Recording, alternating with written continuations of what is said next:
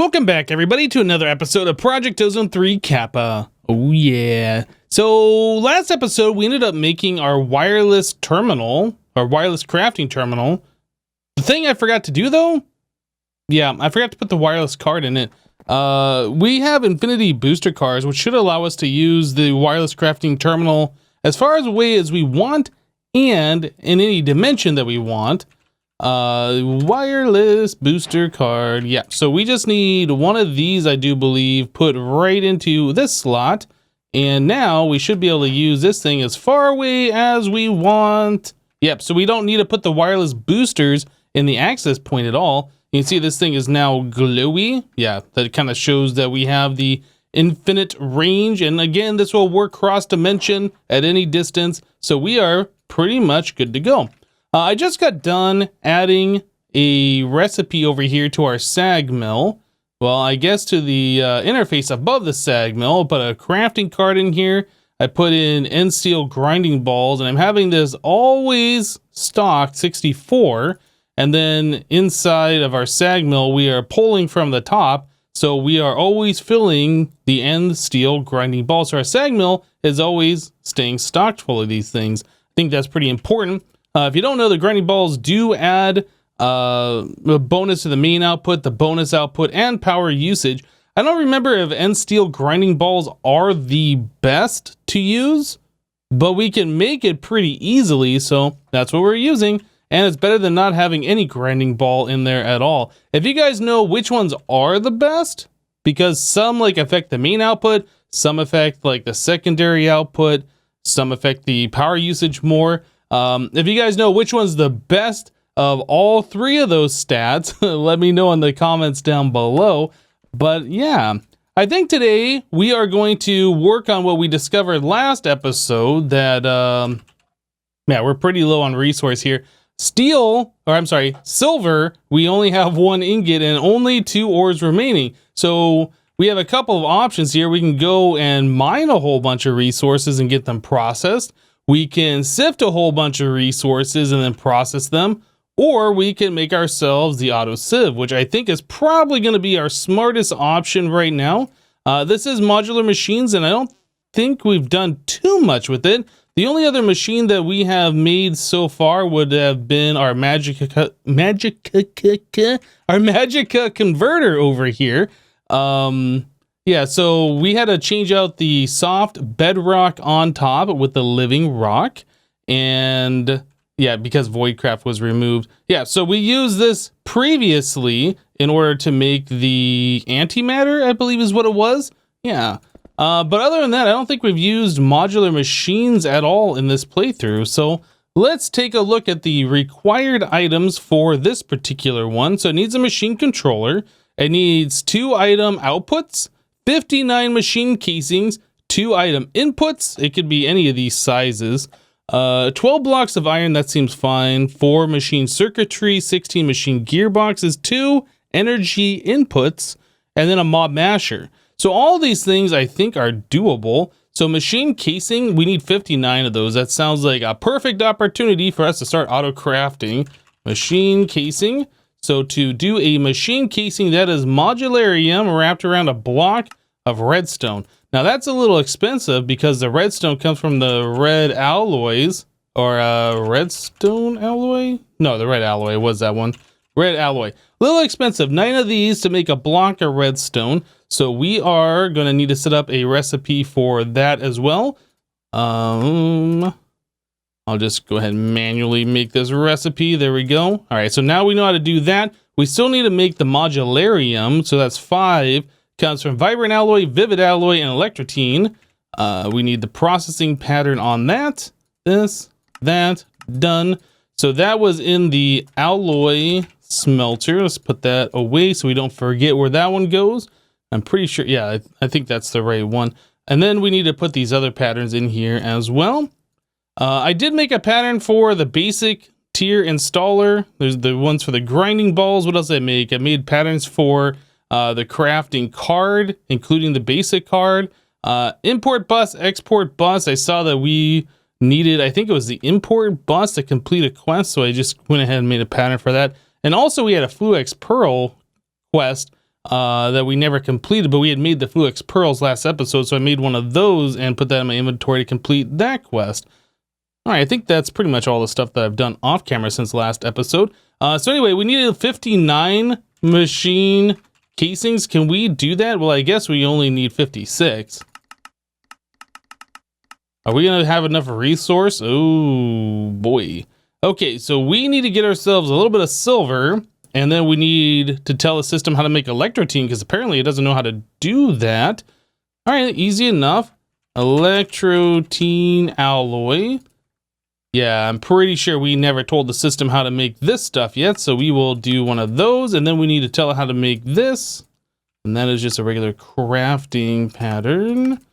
Cool, so our furnace needs this guy, and then somewhere down here, I should probably stick it nearby this guy. Maybe? I don't know if that really matters. It probably doesn't matter at all. Anyway, so that is our electrotine iron compound, our red iron compound. So now we should be able to do that. So if I wanted to make 56 more of those, yeah, it knows how to make that stuff now. Okay, so that's pretty good. So silver is a thing that we need to go farm up. I might go to the deep dark to go mine that. I might go to the twilight. We got a few options. I'm gonna go find some silver. In fact, I might just go sift for silver. Anyway, I'll go get that resource and we'll be right back. I completely forgot, but we have silver seeds that are 10, 10, 10. So yeah, we're just doing it this way to get the silver that we need. And then for long-term resource collection, at least until we get a huge agricraft farm set up, which we'll might do in the future, like pretty much when we unlock the, the imaginary time block, that's about when it makes sense to do that. But yeah, until then, I think we'll just set up the sifter like we're gonna do. But yeah, this is a pretty fast way to get the silver that we need. All right, guys, so we are in the process of doing a bunch of auto crafting. Right now, we're doing machine gearboxes. So I had to make a steel gear recipe, and since I had to make a steel gear recipe, I decided that we should move our thermal expansion machines over and get those all hooked up. So these are moved from over here. There's still a few of them remaining, but these are ones that we don't really do much auto crafting with. I don't remember if the phytogenic insulator needs auto crafting or not, but like magma crucible, fluid transposer, like those are kind of specific things. If we set up auto crafting, I don't really know if we need that in this pack, but yeah, that's not something that we just set up for normal auto crafting stuff. It's usually for more specific. And the energetic infuser, I'm not really sure if we need to energetically infuse anything since we have wireless power and we're constantly charging things. So again, pretty specific use. We might just put all these things in our AE system and forget about them for later. We had a painting machine from Ender.io sitting here, and I moved that over here as well. It is not automated, but it is here so we can do our facades and stuff, so we can cover up conduit and whatnot. Yep, but anyway, things are auto crafting over here. A thing that I did run out of was cobalt, and I also started running out of ardite. So I made ardite seeds, and I 10 those, so we have those available now. Other than that, I'm not really sure if there's any other seeds that we need at the moment, but there's a lot of seeds we have not crafted. So yeah, we have ardite seeds now done, so we can claim those. And I'm not sure if there was any other quests that we got. No, I don't think there was. Okay, well, yeah, we are currently making the gearboxes, like I said, and then I also queued up us to get the ludicrous energy input hatch. Why ludicrous? Why not? If we look at the patterns here, I made a bunch of patterns as well. We come down to this section. Yes, so I made energy input all the way up to the ultimate energy input. I don't think we're going to be using that one though. Not for a long time if we ever do. How about we just do energy input? So the ultimate one holds like an absolutely ridiculous amount of power. Like that would be all of our power being put into this ultimate energy input hatch for forever. Yeah, I don't really think that's necessary. So I went with the ludicrous one that holds 500,000 FE per input hatch, I believe. So I think that's a little bit more reasonable than this one. So yeah, we went with that. And then the item input, It's the same with the item output. So that's a 1 slot, a 4 slot, a 6 slot. I went with the 9 slot ones. I feel like that's probably going to be enough. And if not, we can upgrade these. So like the big item input hatch requires a reinforced one, the 9 slot one for the recipe. So it's just easy enough for us to like remove it and upgrade it if we need to. But yeah, we can go all the way up to a ludicrous item input hatch if we want to, which is 32 items per input. And I guess it'd be the same thing for the output, right? Item output. Sure, these are the same. Yeah, 32. And they just all use the previous one with some more modularium chests and a hopper. So it's like rather inexpensive. I guess I could just go ahead and upgrade them all the way. But yeah, I made all these patterns so we could do that. Then we have the gearbox, the machine controller, and the circuitry. The circuitry, I think, required the redstone repeaters, or that was the gearbox, one of the two. Anyway, so we have a bunch of parts ready to go here. We're just waiting for this autocraft to finish up, and then we can get started. Oh, that did finish. Okay, I wasn't expecting it to finish right now. So ludicrous, and then we needed the gearbox. Cool. All right, so we have all of that ready to go. RAK can go away, and then this Ardite essence, we can go ahead and turn into a little bit more Ardite. We'll throw that extra essence away. Cool, so we now have everything ready to go to make this guy. Now we got to figure out where we're going to put it. Hold on a second. Did I just see Ardite essence in here, or am I going crazy? Ardite? No. I don't know what I was looking at. Anyway, so over here, we already have some auto collecting. Oh, you know what? I forgot we had Ardite pieces. I went to the Nether to go collect that stuff. I absolutely forgot that was over here because we don't have this connected to our network. So yeah, over here we have our, oh, what is this thing called? Our woot farm? Yeah, we have our woot farm over here. It might make sense for us to put up the auto sieve here, and then we can expand out these barrels, connect them up so we have all of our different sifting pieces together. That might be something we can do. I don't know how many more of these woot farms we're gonna make. I'm thinking I want to put the sifting machine right here, but if we make another woot farm and we stick it next to it, and then we could put like another one, this one in here, we could have like 4 of these farms, but I'm not sure if we're gonna need 4 of those farms. I don't know. Anyway, I think we're just going to put our sifting thing right here. If we need to move it later, I'm sure it won't be that big of an issue. Anyway, so this is a 1, 2, 3, 4, 5 by 5 by 4. So it's not a huge footprint. So I guess we can just stick it over here. 1, 2, 3, and then let's start it right here.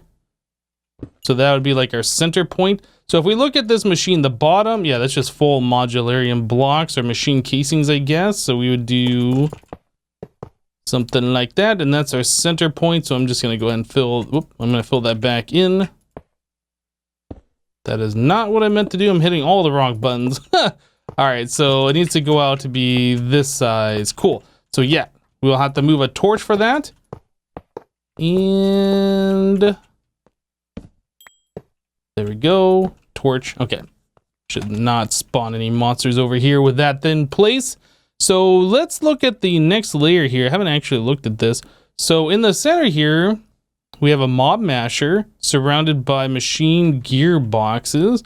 Well, that's easy enough for us to do. So mob masher and then machine gearboxes. I assume we're going to be too high here with this because I don't know where else those machines would go.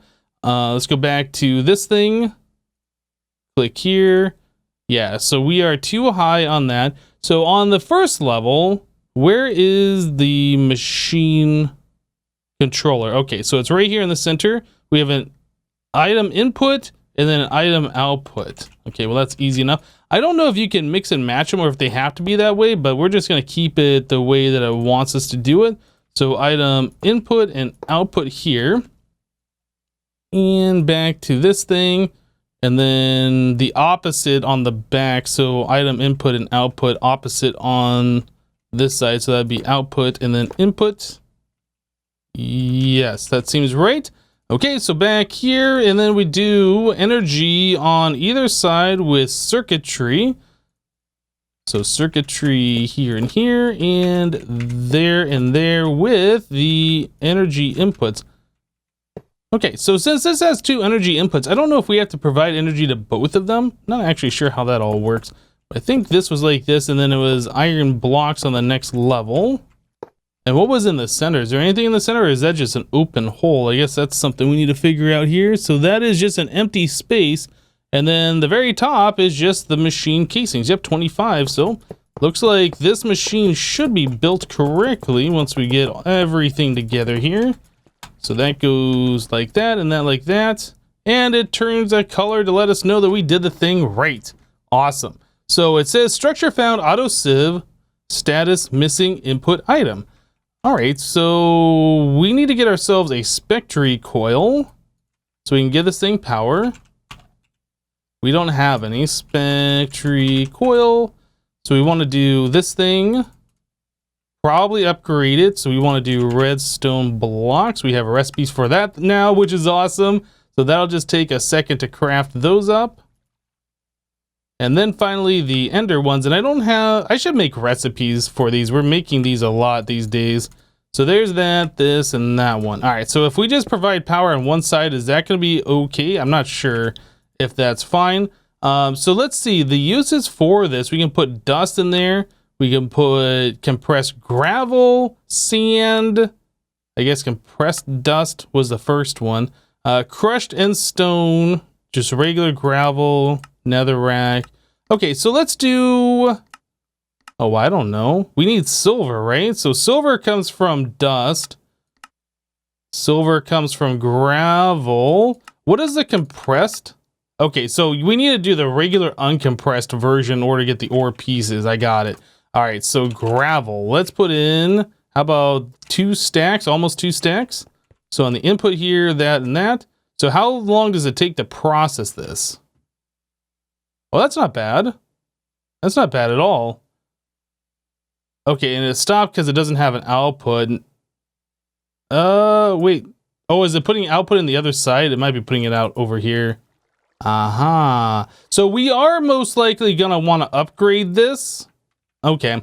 Well, now we know. We've seen how the machine works. It seems like it goes rather fast too. It's not so bad. Now, I wonder if it would be better to do this machine or to use this where we have the Fortune 3. Well, I guess if we're automating the input items, it shouldn't really matter. Anyway, I'm going to go ahead and play around with this for a little bit. I'm probably going to upgrade the output hatch to like the biggest size, probably on the back, and I might downgrade the output hatch to like the smallest size on the front, just so we don't have to deal with a bunch of items here. Anyway, I'm going to go ahead and play around with this. We'll be back, guys. All right, so the output hatch has been upgraded to a ludicrous one, or whatever the biggest size is for the output hatch. And the things that I'm kind of noticing here as it's extracting items out is we're duplicating storage on a few things. Well, I guess I haven't shown you how the storage is set up. We're extracting out of the ludicrous item hatch using a item conduit. And we have the maximum speed upgrades on here. And that is just going downstairs into a new item barrel connector with some more items on it. And then I have a ME storage bus here. And I was thinking that we would store all the items that we're getting from our sieve right here. Kind of made sense since we were doing that over here as well. But now that I'm thinking about it, I think it'd probably make more sense for us just to take all of these barrels and throw them downstairs by our mob farm where our other barrels are. And we already have a storage bus down there, so we'd just be adding a few more barrels to the already existing system. But yeah, we are already collecting coal, as far as I know, from the mob farm, from the wither skeletons. We're collecting diamonds and emeralds, and I think possibly lapis. I'd have to go down there and take a look. It's been a minute since I last went down there and looked at all these things. But yeah, I'm kind of looking at these, and I think it would make sense. Yeah, we already got lapis here. I think it'd make sense just to like consolidate things more.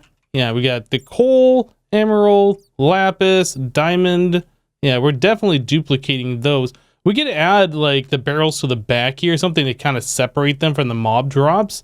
We could do something along those lines, but yeah, we're definitely duplicating things, and that's not ideal. Anyway, so yeah, I think that might be something that we end up doing, is just moving all of these downstairs. Now, I put 9 stacks of gravel into this just so we can make sure we got all the different drops out of it. And I'm pretty sure we've seen everything that we can get. So, yeah, I think what we'll do, we'll move those these barrels downstairs. We'll get rid of the duplicated ones. We might... Yeah, no, I think that's what we're gonna do. We're just gonna move this all downstairs, and then I will put an interface here, and then we can use translocators or something to extract out of this into an interface that'd be sitting right here. And then since we have the barrels already connected via a storage bus, everything should just work. So I'll go ahead and change this setup.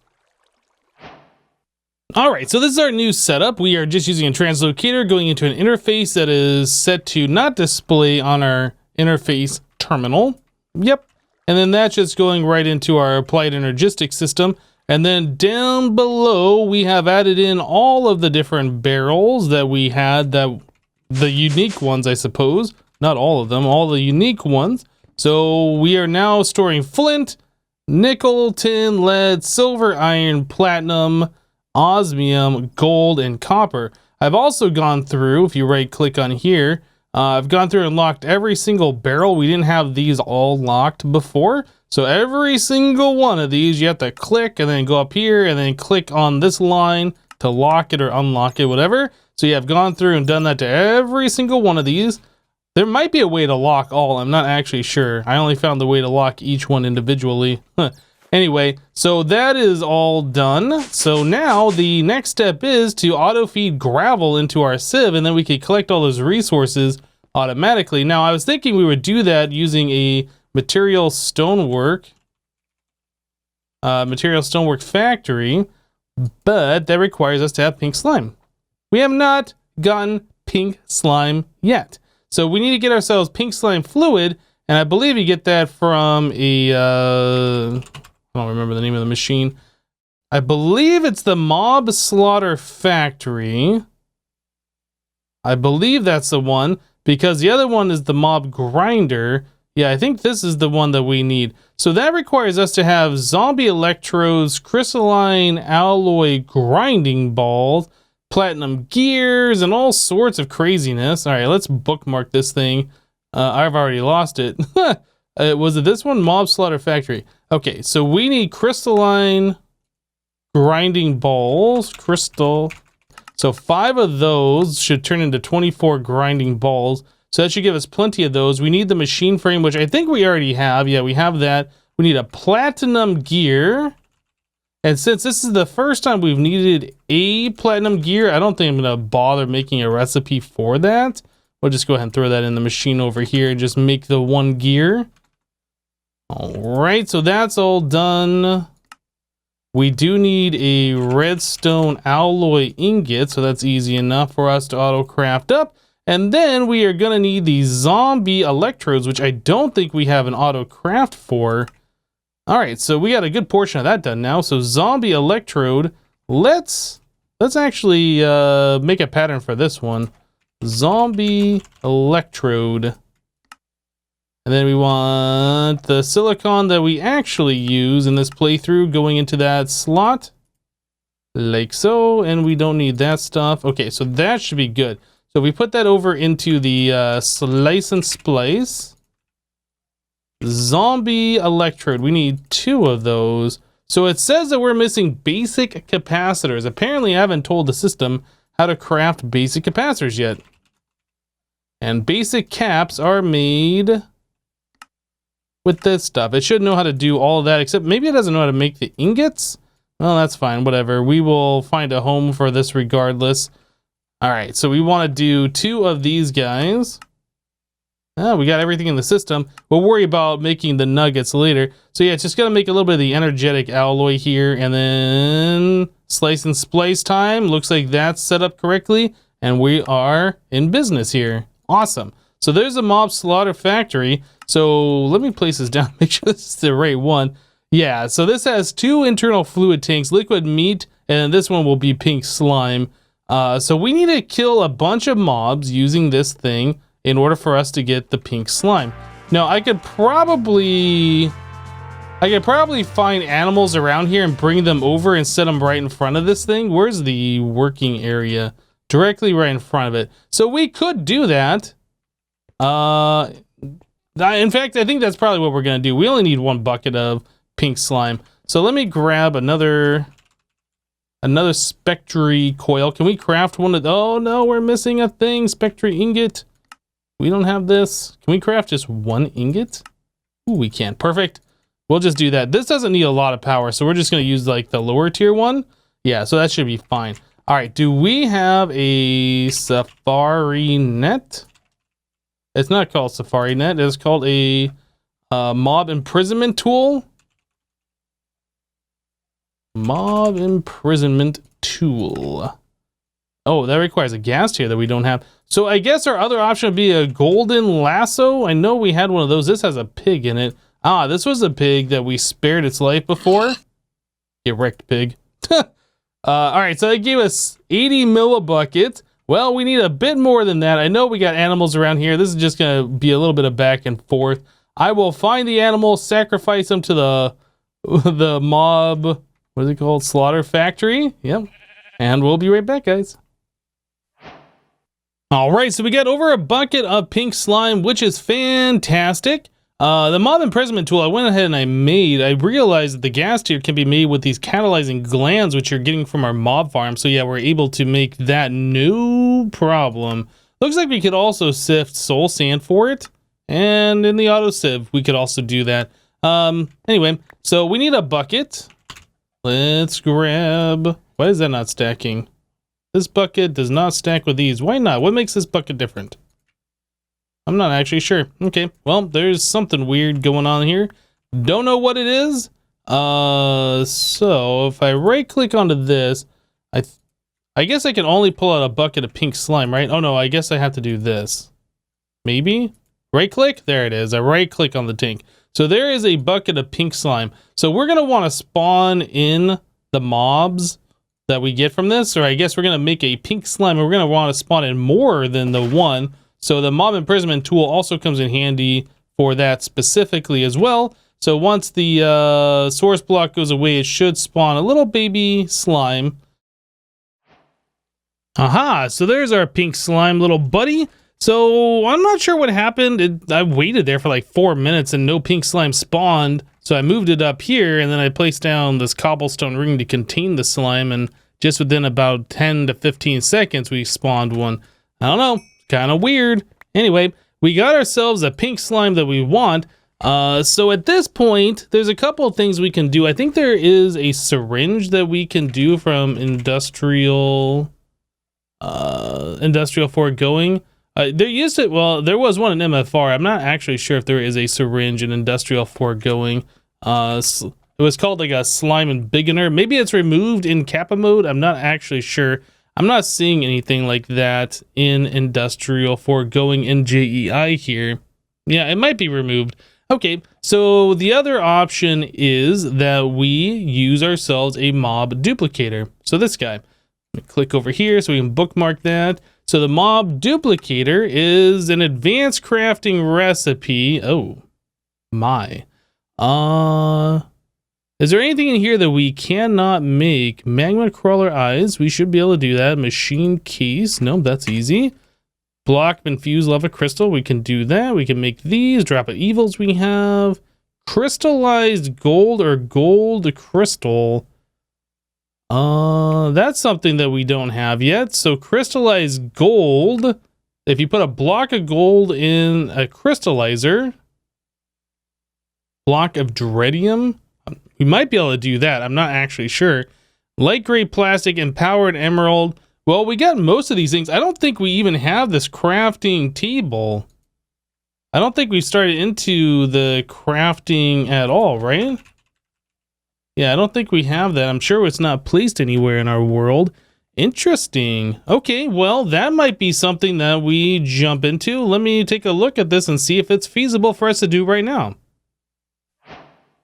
All right, guys, so I was kind of taking a look at all the different stuff that we need for this. So we need the advanced crafting table 2, which does require 2 of the basic crafting tables, and that requires 2 of these double compressed crafting tables, plus all those basic components and the basic catalyst. So I set up some recipes to kind of get an understanding of what we're going to need here. So basic crafting table, if I wanted to craft 2 of those, it'll calculate all the parts that we need. So that's going to be 1,200, almost 1,300 oak wood planks to make all the crafting tables. And then the important thing to me is this black iron slate, because we need 18 of those. And black iron is made on this ender crafting. The black iron slate, you need a metal press for, or you can do it manually on the crushing table. And since I don't really want to set up an entire multi-block machine for this one specific purpose, I'm probably just going to use the crushing table for this and just knock out 18 of those. The ender crafter though, yeah, this is going to require some stuff. Ender ingots, we've made that before. That's dawnstone ender pearls. There's nothing too crazy. And yeah, it's all basically the same materials for that. We're going to want a bunch of these ender alternators to make this crafting go faster. But anyway, the black iron, so that's ender biotite. I believe you find that naturally spawned in the end on the main end island after you kill the dragon. So we should have some there anyway for us to go mine. You might be able to find it anywhere in the end. I'm not actually sure. Enderium, and then these empowered void crystals. So for each one of these black iron ingots, we're going to need a whole lot of stuff, including blank runes. So that's steel and blank slates. Now, we don't know how much all of that's going to cost, so I'm going to just do a little something here. We're going to place down an interface with a recipe for that. I'm going to put a chest here. Hopefully that should work. The system should recognize that. And if we try and craft this again, hopefully it'll get us a better understanding of all the parts that we need here. So if we take a look, it says we only need 4 empowered void. Is that it? For 1 black iron ingot? I feel like that's not correct. Oh, you know what? Maybe it just doesn't know about the black iron slate. Let me make another pattern for that then. I think that's our other problem. Okay, so if we wanted to do that, we would do this recipe.